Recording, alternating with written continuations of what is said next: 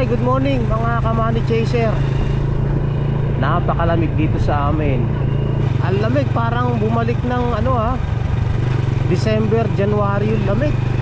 Samantalang ini February 5, 2026. Ang lamig. Dito po ito sa Bulacan mga ka-money chaser. Palibasa kami malapit sa Sierra Madre, kaya yung klima ng hangin dito lamig talaga. Pero nung nakaraang araw mainit na Sabi nga namin umpisa na yung tag-araw Kita nyo naman halos dry na yung nasa right side natin.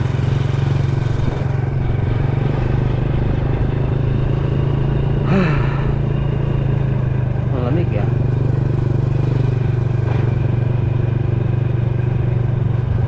pero mas madaling ma-carry yung ganitong lamig kumpara sa napakainit. Nakita niyo yung usok ko ayaw tumaas. Yan ang manifestation pag malamig yung panahon yung usok ayaw pumunta sa itaas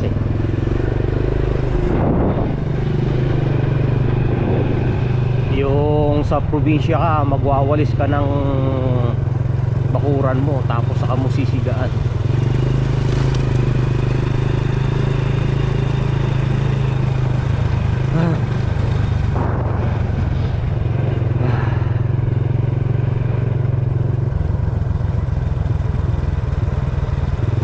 Nakakamiss yung ganitong ride ng motor.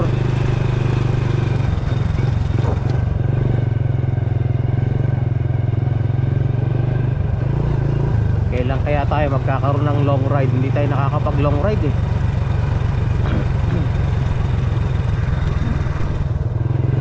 puro lang tayo short ride. Nagtitipid tayo guys sa bango ng bulaklak. Nagtitipid tayo guys sa pera. Natuto ako magpahalaga sa pera. Dati hindi. Talagang pag may pera, ride gala, long ride gastos. Ngayon kuripot na ako sa paggastos kasi mas pinahalagahan ko na yung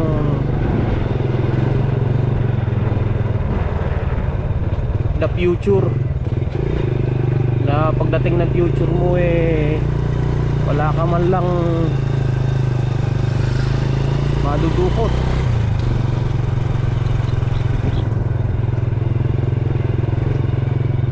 Ganda dito. Ang lamig super lamig dito.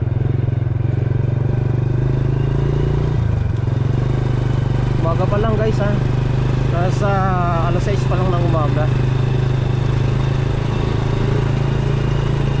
Lamig.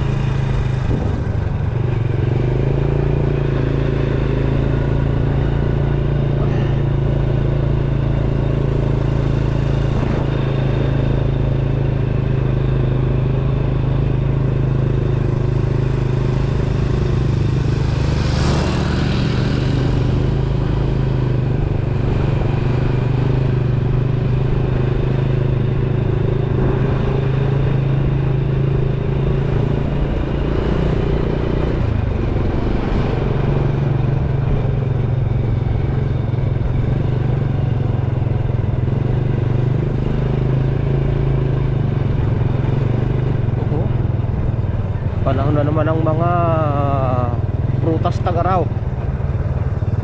Kakalaglagan ng sampalok. Sarap nun. Ito yung namimiss ko sa tag-araw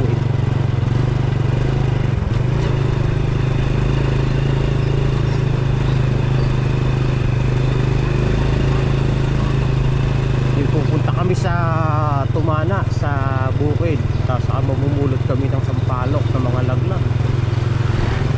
Tapos pag may nakita ko ng tayo dito inaakyat namin. Nung kami mga kabataan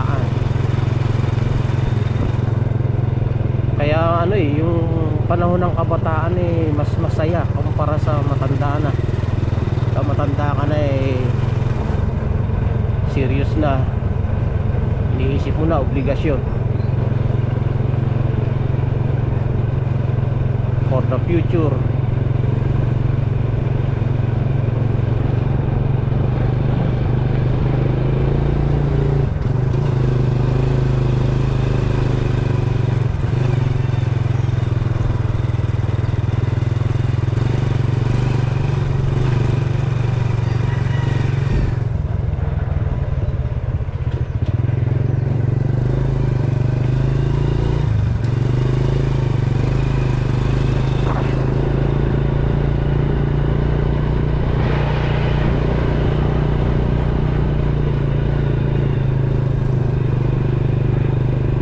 Sarap nung magkaroon ka ng financial freedom, yung hindi mo iniintindi masyado yung gastos. Of course, siyempre rin, magtitipid ka rin, hindi yung gastos lang ng gastos. Pero masarap yung kailangan natin wag munang lumayas. Walang pera, iba yun kisa rin sa pagka gusto mong lumayas, meron kang pera ng panggastos. Kaysa rin sa nakahadlang ang wala talagang pera.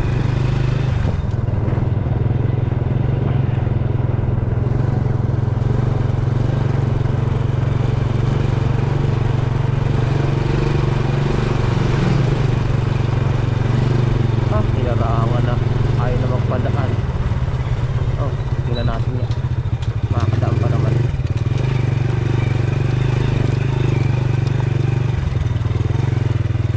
Ako, matagal pa to. Tagal pa ito. Ayun, gawa na. Dami ng gawa.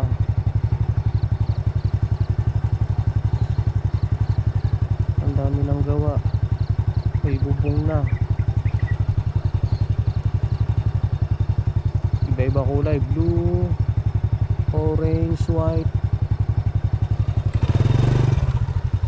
Dito kasi kami lilipat pagka kami pinaalis na rin sa lugar namin binomonitor ko lang kung talagang pwede na. Wala pa, tagal pa yan, wala pang kuryente, walang tubig.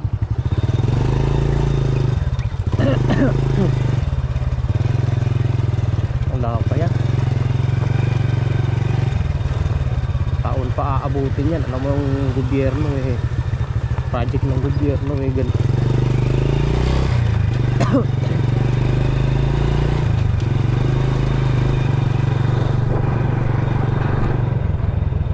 Ito yung pinaka main road niyan yan. Ayun, ito yung pinaka daan niya.